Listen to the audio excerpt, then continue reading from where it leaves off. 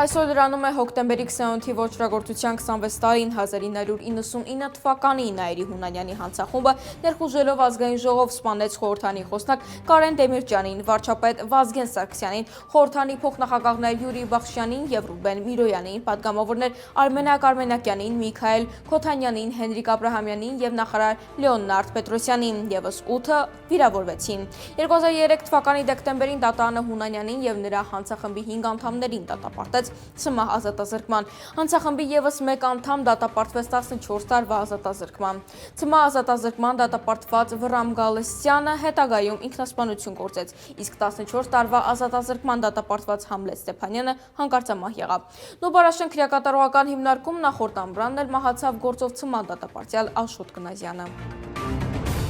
Հանուն իշխանության պահպանման Հայաստանի ղեկավարությունը պատրաստ է անցնել յուրաքանչյուր սրբության վրայով։ Այս մասին գործարար Սամվել Կարապետյանն ասել է, ուղերձում իր, որը հղել է ԱԾՄ մեկուսարանից, կարգալույծ Արված Ստեփան Ասատրյանը, նախկինում Տեր Արամ Քահանան, Հովանավանքում հոկտեմբերի 26-ին պատարագ է մատուցել, որին մասնակցել է իշխանական վերնախավը վարչապետ Նիկոլ Փաշինյանի գլխավորությամբ։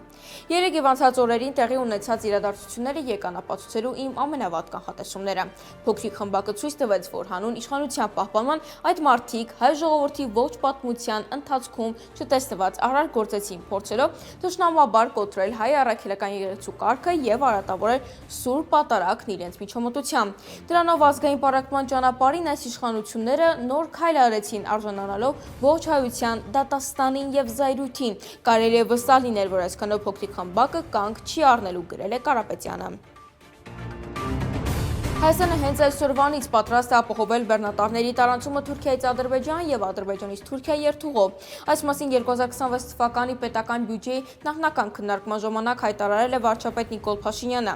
Սա այս պահին միակ տարբերակն է, որը մենք կարող ենք իրականացնել, եթե ենթադրենք, որ Թուրքիայից բեռնատար է մոտենում Մարգարայի անցագրային կետին ուղևորվելու դեպի Ադրբեջան, ապա մենք հենց այսօր կարող ենք ապահովել դա։ Մեր ճանապարհները մինչև Գորիս, Կորնիձոր լավ վիճակում են գտնվում, ասել է Փաշինյանը։ Նրա խոսքով Կորնիձորում էլ որոշակի ենթակառուցվածքներ կան, հետևաբար հնարավոր է նաև Ադրբեջանից Թուրքիա ուղղությամբ բեռնատարների տարանցում իրականացնել։ Վրաստանը հրաժարվել է մասնակցել Երևանում հոկտեմբերի 28-ից 30-ը կայանալիք Եվրանեսի խորհրդարանական վեհաժողովի 12-րդ լիագումար նստաշրջանին։ Այս մասին հայտնում են վրացական ԶԼՄ-ները։ Եվրոպական ինտեգրման հարցերով խորհրդական հանձնաժողովի նախագահ Լևոն Մախալաշվիլին փաստամակ է եղել Եվրանեսի ղեկավարությանը, պարզաբանելով այդ որոշումը։ Եվրախորհրդանի որոշ պատգամավորների թշնամական ռետորաբանությունը և Թբիլիսիում բողոքի ցույցերին նրանց մասնակցությունը հակասում են փոխադարձ հարգանքի սկզբունքներին։ Եվրախորհրդանի պատվիրակության որոշ անդամներ հայտարարություններ են արել, որոնք մեր երկրում հասարակական անկարգություններ, արմատականացում և բռնություն են հրահրել, ասված է հայտարարությունում։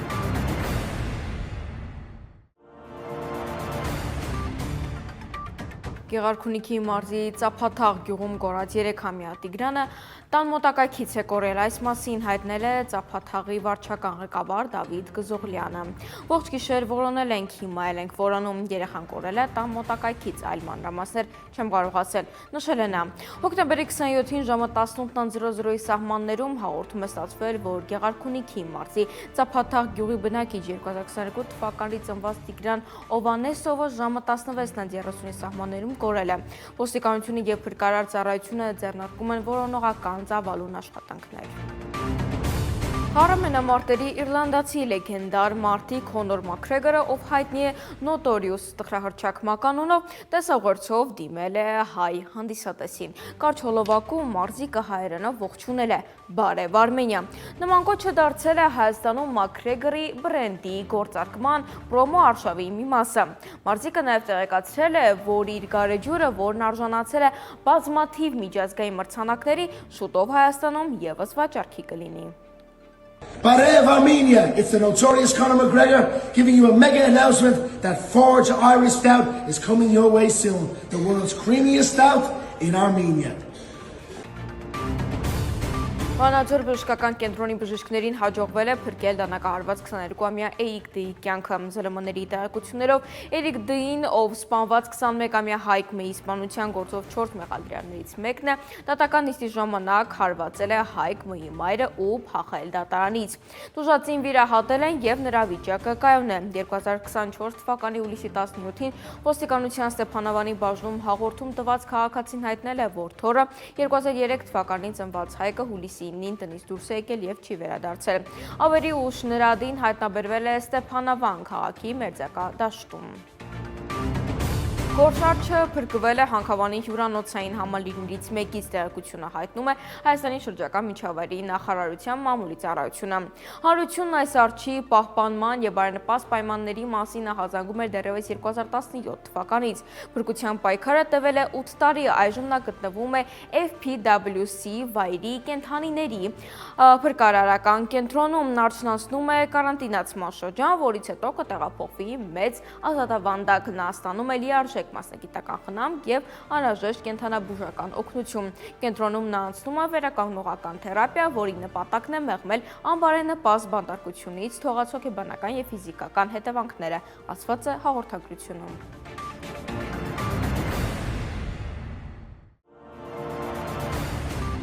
Վարչապետ Նիկոլ Փաշինյանը հոկտեմբերի 29-ից 30 աշխատանքային այցով կլինի Ֆրանսիայում։ Վարչապետի աշխատակազմի փոխանցմամբ Փաշինյանն այսօր կմասնակցի Փարիզի խաղաղության 8-րդ համաժողովին։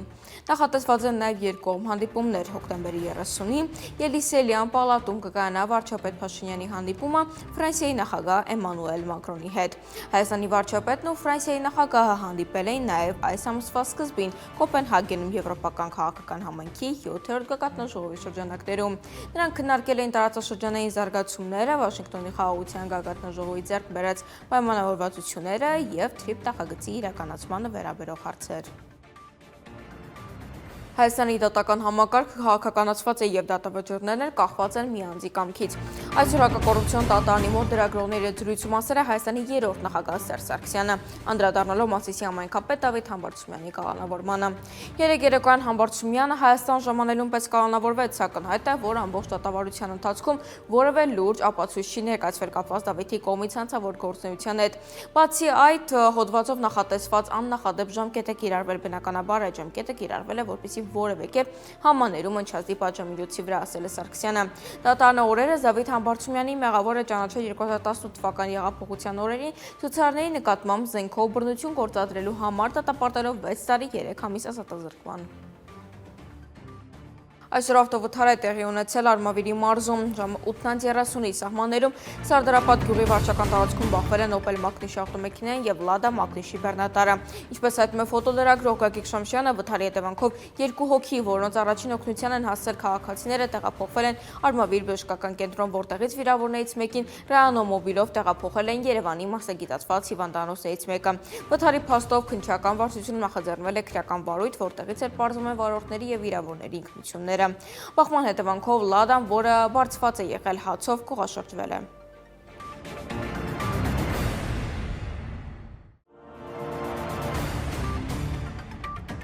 Թուրքիայի հետ դիվանագիտական հարաբերությունների հաստատումն ու սահմանի բացումն ընդամենը ժամանակի հարց են, քանի որ որևէ էական խոչընդոտ դրանց համար չկա։ Այս մասին հայտարարել է վարչապետ Նիկոլ Փաշինյանը Փարիզի խաղաղության 8-րդ ֆորումի շրջանակում։ Նա կարծիք է հայտնել, որ հարաբերությունների կարգավորումը տեղի կունենա, սակայն երբ եւ որքան արագ դա այլ խնդիր է որակել։ Ես կարծում եմ, որ մենք հասնում ենք մի հանգրվանի, որտեղ կունենանք լիարժեք դիվանագիտական հարաբերություններ, բաց սահմաններ, տնտեսական քաղաքական համագործակցություն եւ կլինենք նորմալ հարևաններ։ Հավատում եմ, որ այդ պահը մոտենում է, ասել է նա։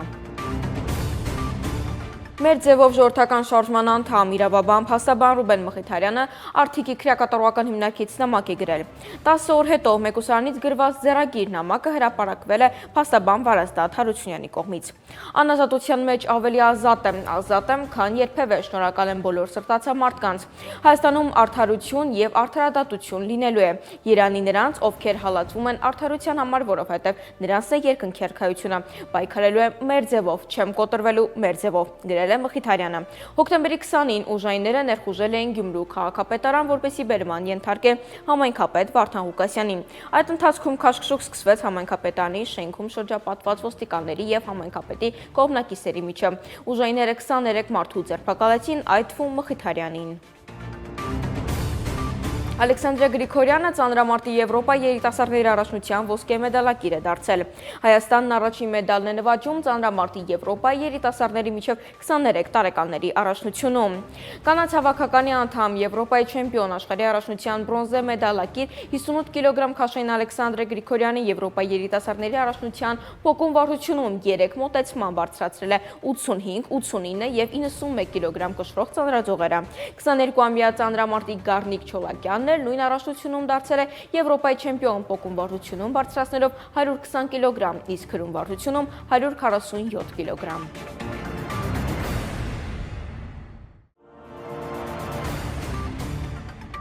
Երևանի մետրոպոլիտենի ենթակառուցվածքների նորոգման համար 2026 թվականի պետական բյուջեով նախատեսում է տրամադրել 2.5 միլիարդ դրամ։ Այժմ 2026 թվականի նախնական բյուջեի քննարկման ժամանակ այս մասին ասել է Հայաստանի տարածքային կառավարման եւ ենթակառուցվածքների նախարար Դավիթ Խուդատյանը, հավելելով, որ նոր կայարանի կառուցման համար կտրամադրվի 2 միլիարդ դրամ։ Ուղևորափոխադրումների, ծառայությունների գծով լիազորությունների իրականացման համար նախատեսում է տրամադրել 1 միլիարդ դրամ։ Բոլոր 3 ծրագրերի իրականացման համար նախատեսում է տրամադրել 5.5 միլիարդ դրամ, հայտնել է նախարարը։